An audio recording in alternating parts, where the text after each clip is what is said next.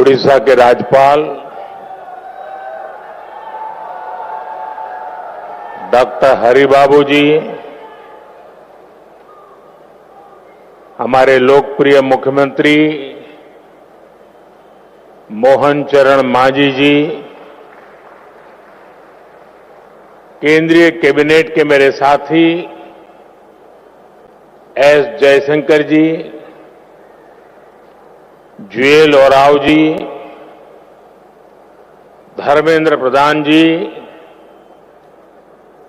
अश्विनी वैष्णव जी, शोभा करांदलाजे जी, कीर्तिवर्धन सिंह जी, पवित्रा margherita जी, ओडिशा सरकार में उप मुख्यमंत्री कनकवर्धन सिंहदेव जी, प्रवती परिदा जी, अन्य मंत्रीगण, सांसद और विधायकगण, दुनिया भर से यहां पधारे मां भारती के सभी बेटे बेटी,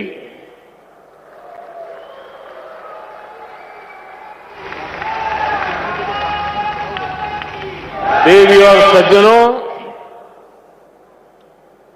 भगवान जगन्नाथ और भगवान लिंगराज की इस पावन धरती पर मैं पूरे विश्व से आए अपने भारतवंशी परिवार का स्वागत करता हूं।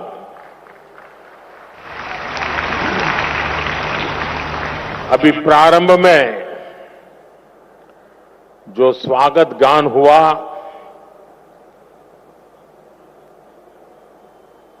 मुझे पूरा विश्वास है कि ये स्वागत गान भविष्य में भी दुनिया में जहां जहां भारतीय समुदाय के कार्यक्रम होंगे उसमें जरूर उसको बार बार बजाया जाएगा। बहुत बहुत बधाई रिकी। आपकी टीम ने बहुत ही सुंदर तरीके से एक प्रवासी भारतीय की भावना को अभिव्यक्त किया है। बधाई हो आपको। Friends, we just heard from the chief guest of this Pravasi Bharati Divas the video message of the President of Trinidad and Tobago, Her Excellency Christine Carla Kanglu, left an impact on all of us. She too was speaking about India's progress. I thank her for the warm and affectionate words. Friends, this is a time for vibrant festivals and gatherings in India. In just a few days, the Mahakumbh will start in Prayagraj. The festival of Makar Sankranti, Lohri, Pongal and Magh Bihu are also coming up. There is a joyful atmosphere everywhere. Further, it was on this day in 1915 that Mahatma Gandhi ji came back to India after a long stay abroad. Your presence in India at such a wonderful time is aiding to the festive spirit. This edition of Pravasi Bharatiya Divas is special for an additional reason. We have gathered here just a few days after the birth centenary of Atal Bihari Vajpayee ji. His vision was instrumental to this program.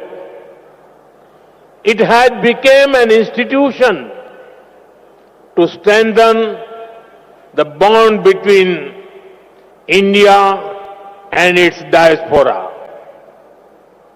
Together, we celebrate India, Indianness, our culture, our progress, and connect to our roots. साथियों, आज आप जिस ओडिशा की महान धरती पर जुटे हैं, वो भी भारत की समृद्ध विरासत का प्रतिबिंब है। ओडिशा में कदम कदम पर हमारे हेरिटेज के दर्शन होते हैं। उदयगिरी, खंडगिरी की हिस्टोरिकल केव्स हो, कोणार्क का सूर्य मंदिर हो, तम्रलिप्ति, मणिकपटना और पलूर के प्राचीन पोर्ट्स हो, ये देखकर हर कोई गौरव से भर उठता है। सैकड़ों वर्ष पहले भी ओडिशा से हमारे व्यापारी कारोबारी लंबा समुद्री सफर करके बाली, सुमात्रा, जावा जैसे स्थानों तक जाते थे। उसी स्मृति में आज भी ओडिशा में बाली यात्रा का आयोजन होता है। यही ओडिशा में धौली नाम का वो स्थान है जो शांति का बड़ा प्रतीक है। दुनिया में जब तलवार के जोर पर साम्राज्य बढ़ाने का दौर था, तब हमारे सम्राट अशोक ने यहां शांति का रास्ता चुना था। हमारी इस विरासत का ये वही बल है जिसकी प्रेरणा से आज भारत दुनिया को कह पाता है कि भविष्य युद्ध में नहीं है, बुद्ध में है।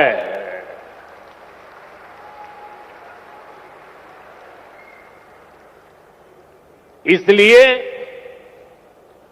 ओडिशा की इस धरती पर आपका स्वागत करना मेरे लिए बहुत विशेष हो जाता है। साथियों, मैंने हमेशा भारतीय डायस्पोरा को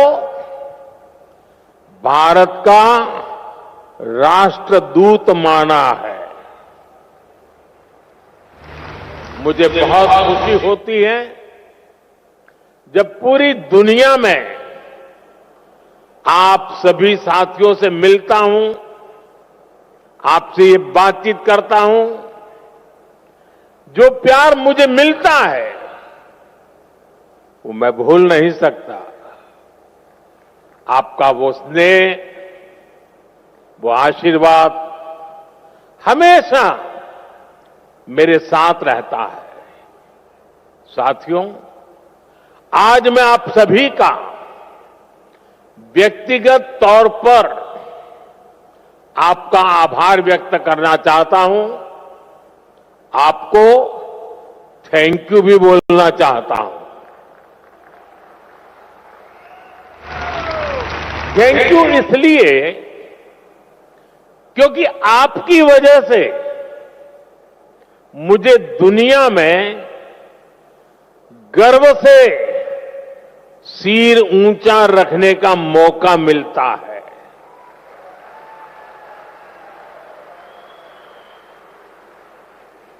बीते 10 वर्षों में मेरी दुनिया के अनेक लीडर से मुलाकात हुई है। दुनिया का हर लीडर अपने देश के भारतीय डायस्पोरा की, आप सभी की बहुत प्रशंसा करता है।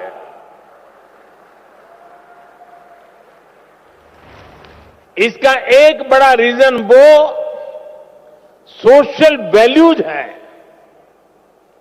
जो आप सभी वहां की सोसाइटी में ऐड करते हैं। हम सिर्फ मदर ऑफ डेमोक्रेसी ही नहीं है, बल्कि डेमोक्रेसी हमारी लाइफ का हिस्सा है, हमारी जीवन पद्धति है। हमें डायवर्सिटी सिखानी नहीं पड़ती, हमारा जीवन ही डायवर्सिटी से चलता है। इसलिए भारतीय जहां भी जाते हैं वहां की सोसाइटी के साथ जुड़ जाते हैं। हम जहां जाते हैं वहां के रूल्स, वहां के ट्रेडिशंस की रिस्पेक्ट करते हैं। हम पूरी ईमानदारी से उस देश की, उस सोसाइटी की सेवा करते हैं। वहां की ग्रोथ और प्रॉस्पेरिटी में कंट्रीब्यूट करते हैं। और इन सब के साथ ही हमारे दिल में भारत भी धड़कता रहता है। हम भारत की हर खुशी के साथ खुश होते हैं, भारत की हर उपलब्धि के साथ उत्सव मनाते हैं। साथियों, 21वीं सेंचुरी का भारत आज जिस स्पीड से आगे बढ़ रहा है, जिस स्केल पर आज भारत में डेवलपमेंट के काम हो रहे हैं, वो अभूतपूर्व है। सिर्फ 10 साल में भारत ने अपने यहां 25 करोड़ लोगों को गरीबी से बाहर निकाला है।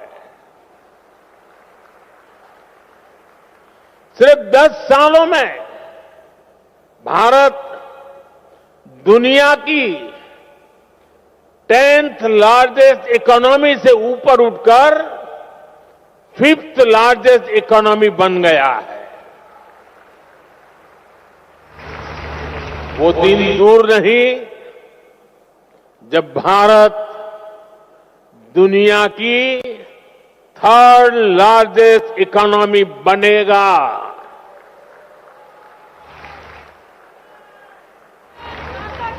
भारत की सफलता आज दुनिया देख रही है। आज जब भारत का चंद्रयान शिव शक्ति पॉइंट पर पहुंचता है तो हम सबको गर्व होता है। आज जब दुनिया डिजिटल इंडिया की ताकत देखकर हैरान होती है तो हम सबको गर्व होता है। आज भारत का हर सेक्टर आसमान की ऊंचाई छूने के लिए आगे बढ़ रहा है। रिन्यूएबल एनर्जी हो, एविएशन इकोसिस्टम हो, इलेक्ट्रिक मोबिलिटी हो, मेट्रो का विशाल नेटवर्क हो, बुलेट ट्रेन प्रोजेक्ट हो, भारत की प्रगति की गति सारे रिकॉर्ड तोड़ रही है। आज Bharat made in India fighter jet बना रहा है। ट्रांसपोर्ट एयरक्राफ्ट बना रहा है और वो दिन भी दूर नहीं जब आप किसी मेड इन इंडिया प्लेन से ही प्रवासी भारतीय दिवस मनाने भारत आएंगे। साथियों, भारत के ये जो अचीवमेंट्स हैं, ये जो प्रोस्पेक्ट्स आज भारत में दिख रहे हैं, इसके कारण भारत की वैश्विक भूमिका बढ़ रही है। भारत की बात को आज दुनिया ध्यान से सुनती है। आज का भारत अपना पॉइंट तो स्ट्रांगली रखता ही है, ग्लोबल साउथ की आवाज को भी पूरी ताकत से उठाता है। जब भारत ने अफ्रीकन यूनियन को G20 का परमानेंट मेंबर बनाने का प्रपोजल रखा तो सभी मेंबर्स ने इसका समर्थन किया। ह्यूमैनिटी फर्स्ट के भाव के साथ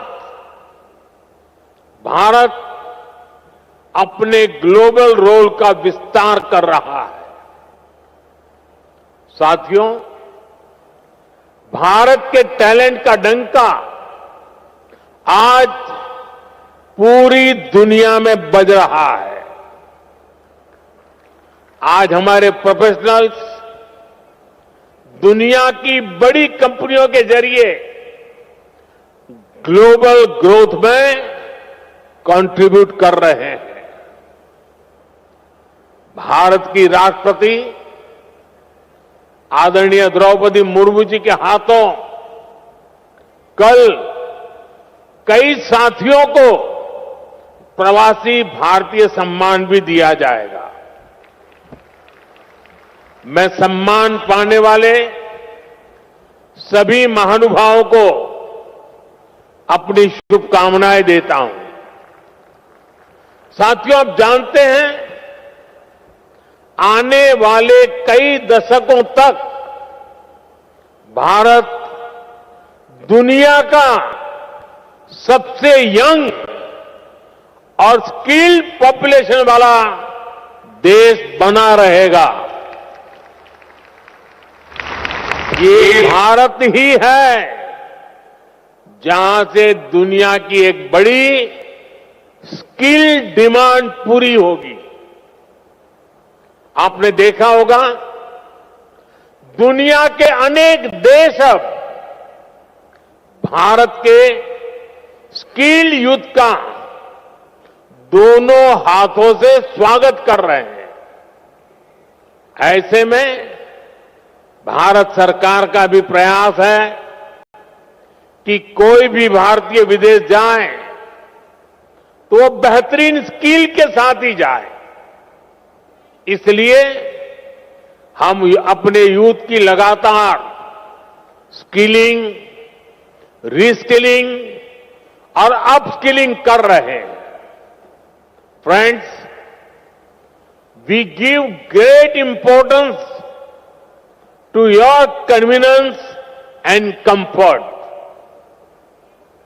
Your safety and welfare are a top priority. We consider it our responsibility to help our diaspora during crisis situations, no matter where they are. This is one of the guiding principles of India's foreign policy today. Over the last decade, our embassies and offices worldwide have been sensitive and proactive. Friends, earlier in many countries, people had to travel long distances to access consular facilities.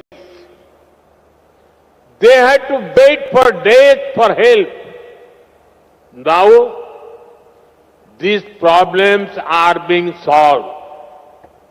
In just the last 2 years, 14 embassies and consulates have been opened.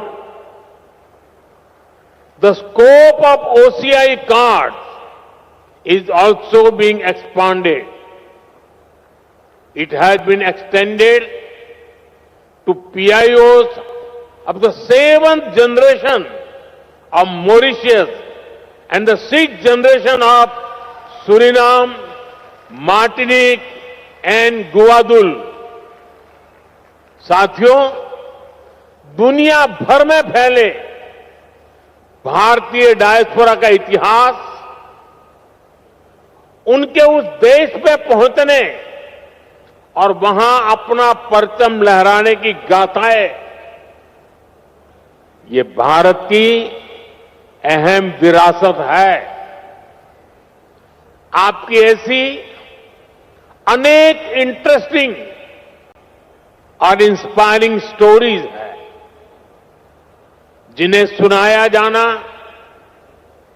दिखाया जाना, संजोया जाना जरूरी है। ये हमारी shared legacy है, shared heritage है। अभी कुछ दिन पहले मैंने मन की बात में इससे जुड़े एक प्रयास पर विस्तार से बात की थी। कुछ सेंचुरीज पहले गुजरात से कई परिवार ओमान में जाकर बस गए थे। 250 इयर्स की उनकी जर्नी काफी इंस्पायरिंग है। यहां इससे जुड़ी एक एग्जीबिशन भी लगाई गई है।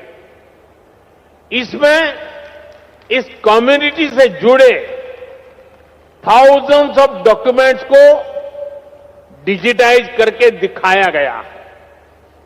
साथ ही उनके साथ एक ओरल हिस्ट्री प्रोजेक्ट भी किया गया है।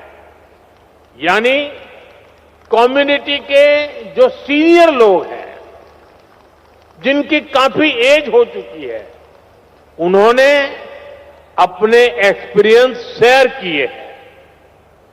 मुझे खुशी है कि इनमें से कई फैमिली आज हमारे बीच यहां मौजूद भी हैं। साथियों, इसी तरह के प्रयास हमें अलग अलग देशों में गए डायस्पोरा के साथ भी करने चाहिए। जैसे एक उदाहरण हमारे गिरमिटिया भाई बहन है। क्यों ना हमारे गिरमिटिया साथियों का एक डेटाबेस क्रिएट किया जाए। वे भारत के किस किस गांव से, किस शहर से गए, इसकी पहचान हो। वे कहां कहां जाकर बसे, उन जगहों को भी आइडेंटिफाई किया जाए।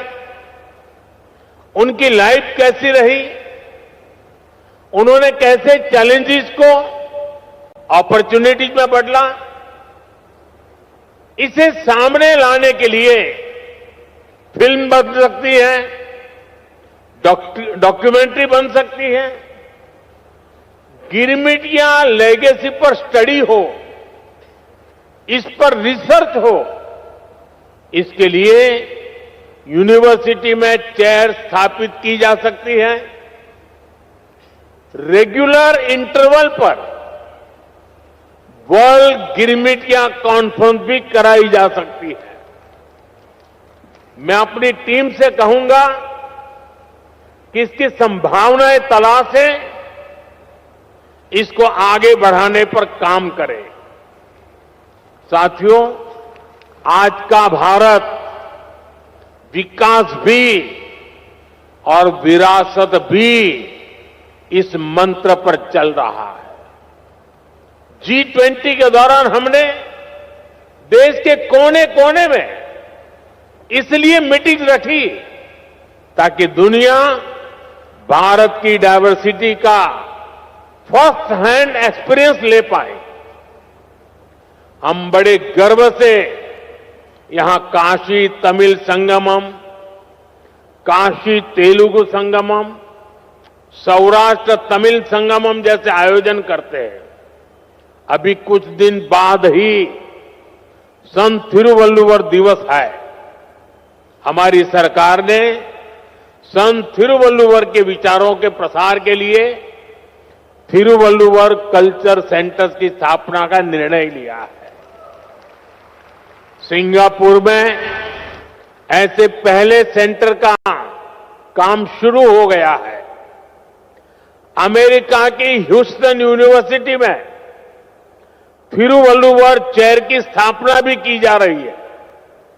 ये सारे प्रयास तमिल भाषा को, तमिल विरासत को, भारत की विरासत को दुनिया के कोने कोने में ले जा रहा है। साथियों, भारत में हेरिटेज से जुड़े अपने स्थानों को कनेक्ट करने के लिए भी हमने अनेक कदम उठाए हैं। जैसे भगवान राम और सीता माता से जुड़े स्थानों के दर्शन के लिए स्पेशल रामायण एक्सप्रेस ट्रेन है। भारत गौरव ट्रेनें भी देश के इंपॉर्टेंट हेरिटेज प्लेसेस को जोड़ती है। अपनी semi high speed Vande Bharat train से भी हमने देश के बड़े हेरिटेज सेंटर्स को जोड़ा है। थोड़ी देर पहले एक विशेष प्रवासी भारतीय एक्सप्रेस ट्रेन शुरू करने का अवसर मुझे मिला। इसमें करीब 150 लोग टूरिज्म और आस्था से जुड़े 17 डेस्टिनेशन का टूर करेंगे। यहां ओडिशा में भी अनेक स्थान हैं जहां आपको जरूर जाना चाहिए। प्रयागराज में महाकुंभ शुरू हो रहा है। ये मौका लाइफ में बार बार नहीं मिलता। वहां भी आप जरूर होकर आए। साथियों, साल 1947 में भारत को आजादी मिली और उसमें एक बड़ा रोल हमारे डायस्पोरा का भी रहा है। उन्होंने विदेशों में रहकर भारत की आजादी के लिए कंट्रीब्यूट किया। अब हमारे सामने 2047 का टारगेट है। हमें भारत को विकसित देश, एक डेवलप्ड नेशन बनाना है। आप आज भी भारत की ग्रोथ में शानदार कंट्रीब्यूशन कर रहे हैं। आपके हार्डवर्क के चलते ही आज भारत रेमिटेंस के मामले में दुनिया में नंबर 1 हो गया है। अब हमें इससे भी आगे सोचना है। आप भारत के साथ साथ दूसरे देशों में इन्वेस्ट करते हैं। फाइनेंशियल सर्विसेज और इन्वेस्टमेंट से जुड़ी आपकी नीड्स को पूरा करने में हमारा गिफ्ट सिटी इकोसिस्टम हेल्प कर सकता है। आप सभी इसका बेनिफिट ले सकते हैं और विकसित भारत की जर्नी को और ताकत दे सकते हैं। आपका हर प्रयास भारत को मजबूत करेगा, भारत की विकास यात्रा में मदद करेगा। जैसे एक सेक्टर हेरिटेज टूरिज्म का है। दुनिया में अभी भारत को बड़े बड़े मेट्रो शहर से ही जाना पहचाना जाता है, लेकिन भारत सिर्फ इन बड़ी सिटीज तक सीमित नहीं है। भारत का बहुत बड़ा हिस्सा टियर 2, टियर 3 सिटीज में है, विलेजेज में है। वहां भारत के हेरिटेज के दर्शन होते हैं। दुनिया को हमें इस हेरिटेज से कनेक्ट करना है। आप भी अपने बच्चों को भारत के छोटे छोटे शहरों और गांवों तक ले जाएं, फिर अपने एक्सपीरियंस वापस जाकर अपने फ्रेंड के साथ शेयर करें। मैं ये भी चाहूंगा कि अगली बार जब आप भारत आएं तो अपने साथ इंडियन ओरिजिन से बाहर के मिनिमम 5 फ्रेंड्स को लेकर आए।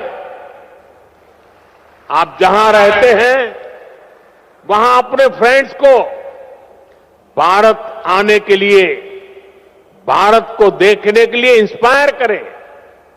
साथियों, मेरी एक अपील डायस्पोरा के सभी यंग फ्रेंड से भी है। आप भारत को जानिए, क्विज में ज्यादा से ज्यादा हिस्सा लें। इससे भारत को जानने समझने में बहुत हेल्प मिलेगी। आप स्टडी इन इंडिया प्रोग्राम का भी जरूर बेनिफिट लें। आईसीसीआर की जो स्कॉलरशिप स्कीम है उसका भी डायस्पोरा के यूथ को ज्यादा से ज्यादा फायदा लेना चाहिए। साथियों, जिस देश में आप रहते हैं वहां भारत की असली हिस्ट्री को लोगों तक पहुंचाने के लिए भी आपको आगे आना होगा। जिन देशों में आप रहते हैं वहां जो आज की जनरेशन है वो हमारी समृद्धि को, गुलामी के लंबे कालखंड और हमारे संघर्षों को नहीं जानती। आप सभी भारत की ट्रू हिस्ट्री को दुनिया तक पहुंचा सकते हैं। साथियों, भारत आज विश्व बंधु के रूप में जाना जा रहा है। इस ग्लोबल कनेक्ट को और मजबूत करने में आपको अपने एफर्ट बढ़ाने होंगे। अब जैसे आप जिस देश में रहते हैं वहां कोई न कोई अवार्ड फंक्शन शुरू कर सकते हैं और ये अवार्ड उस देश के मूल निवासियों के लिए हो जहां आप अभी रहते हैं। वहां के जो प्रोमिनेंट लोग हैं, कोई लिटरेचर से जुड़ा है, कोई आर्ट एंड क्राफ्ट से जुड़ा है, कोई फिल्म और थिएटर से जुड़ा है, हर सेक्टर में जो अचीवर्स है उन्हें बुला करके भारत के डायस्पोरा की तरफ से अवार्ड दीजिए, उन्हें सर्टिफिकेट दीजिए। इसमें वहां जो भारत की एम्बेसी है, जो कॉन्सुलेट है, वो भी आपकी पूरी मदद करेंगे। इससे आपका वहां उस देश के लोगों से पर्सनल कनेक्ट बढ़ेगा, आपकी इमोशनल बॉन्डिंग बढ़ेगी। साथियों, भारत के लोकल को ग्लोबल बनाने में भी आपका बहुत बड़ा रोल है। आप made in India food packet, made in India कपड़े, ऐसा कोई न कोई सामान जरूर खरीदें। अगर आपके देश में कुछ चीजें नहीं मिल रही हैं तो ऑनलाइन ऑर्डर करें। मेड इन इंडिया प्रोडक्ट को अपने किचन में, अपने ड्राइंग रूम में, अपने गिफ्ट में शामिल करें। ये विकसित भारत के निर्माण में आप सभी की तरफ से बहुत बड़ा कंट्रीब्यूशन होगा। साथियों, मेरी एक और अपील मदर और मदर अर्थ से जुड़ी है। अभी कुछ दिन पहले मैं गयाना गया था। वहां के प्रेसिडेंट के साथ मैंने एक पेड़ मां के नाम इनिशिएटिव में हिस्सा लिया। भारत में करोड़ों लोग ये काम कर रहे हैं। आप भी जिस देश में हैं हो वहां अपनी मां के नाम एक ट्री, एक सैपलिंग जरूर प्लांट करें। मुझे विश्वास है कि आप जब भारत से लौटकर जाएंगे तो विकसित भारत का रिजोल्यूशन, ये संकल्प भी आपके साथ जाएगा। हम सब मिलकर विकसित भारत बनाएंगे।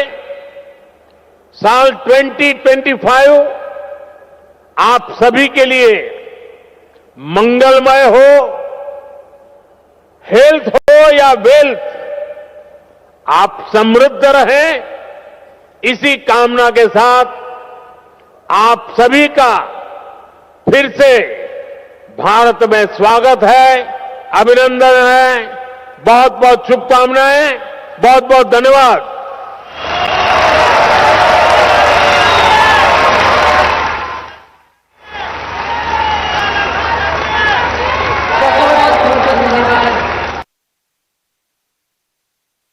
माननीय प्रधानमंत्री जी, आपके आशीर्वचनों के लिए नरेंद्र मोदी को आज प्रवासी भारतीय दिवस रे प्रधानमंत्री नरेंद्र मोदी उपस्थित रही अनेक गुरुत्वपूर्ण दिग को इशारा कर अनेक कथा कहते भारत को एक विकसित राष्ट्र भाव में गढ़ी तोलिबारे जो योगदान रही सहयोग दरकार बोली कहते। गणतंत्र और विविधता आम लाइफ लाइन जनता मैदान प्रधानमंत्री जो उद्बोधन देते जो भाव में प्रवासी भारतीयों को संबोधन करछंती अनेक कथा कहते। प्रवासी भारतीय दिवस रे ओडिशार गुणगान प्रधानमंत्री मोदी